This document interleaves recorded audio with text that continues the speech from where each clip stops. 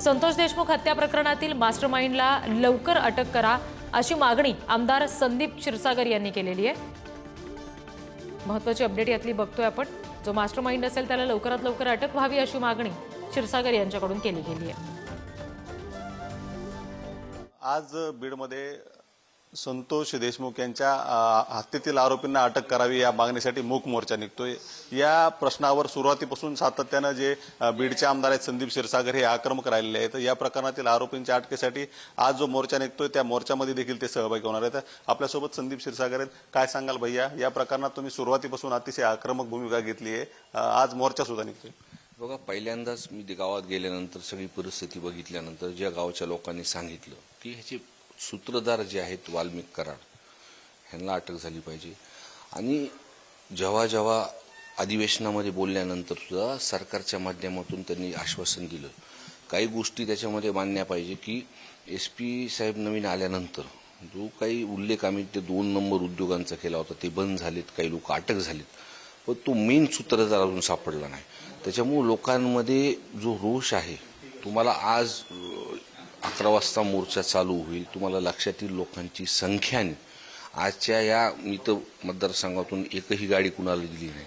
आज स्वतःहून सर्व लोक, आणि सगळ्यात महत्त्वाचं म्हणजे या मोर्चाला एक माणुसकीच्या नात्याने त्या कुटुंबावरती जी संतोष अण्णा देशमुख प्रकरणामध्ये त्यांची जे निर्दयीपणे त्यांची हत्या झाली ते कुटुंब न्याय मागतं, आणि त्या न्याय मागण्यासाठी आज सर्व जाती धर्माचे लोक आज बीडमध्ये येणार, सर्व जिल्ह्यातून येणार आहे। विधानसभेत तुम्ही या प्रश्नावर आवाज उठवला होता। मुख्यमंत्र्यांनी स्वतः या प्रकरणात मी लक्ष घालतोय असं म्हणत SIT असेल, CID चौकशी असेल, तसेच न्यायालयीन चौकशीचं आश्वासन दिलं होतं, परंतु त्यानंतर याची प्रक्रिया गतीने होते असं वाटतंय।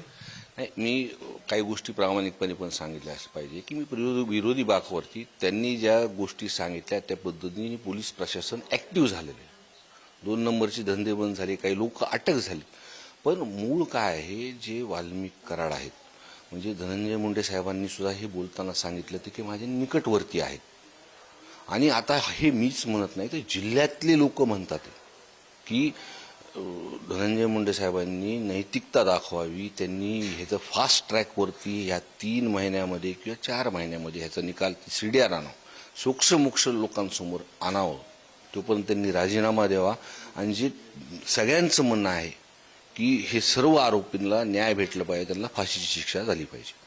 नक्कीच आता आपण या प्रकरणात बघितलं तर अंजली दमानिया यांनी सुद्धा या प्रकरणात आरोप केले आहेत। अगदी आता त्यांनी आमदार सुरेश धस असतील, तुम्ही असतील, तुमच्याबद्दलचे अनेक व्हिडिओ माझ्यापर्यंत आलेत, आणि हे सगळे सारखे आहेत, आणि यांच्या विरोधात आता मी बीडमध्ये आंदोलन करणार असल्याचं म्हटलंय। ते आज बीडमध्ये सुद्धा दाखल होत आहेत। मी काही त्यांची बाईट बघितली नाही, पण त्यांच्याकडे काही जरी पुरावे असले तर त्यांनी बिलकुलपणे त्यांना अधिकार आहे तो दाखवायचा। काय आज मोर्चाच्या पार्श्वभूमीवर तुम्ही काय आवाहन करा? आज मोर्चा शांत पद्धतीने निघणार आहे। आम्ही आव्हान सुद्धा त्याच पद्धतीने केलं आहे की शांततेत लोक येणारे, कोणतंही त्याच्यामध्ये उद्रेक होणार नाही। लोकांची जी भावना आहे त्या लोकांच्या संख्येच्या अनुसार तुम्हाला त्या दिसून येईल।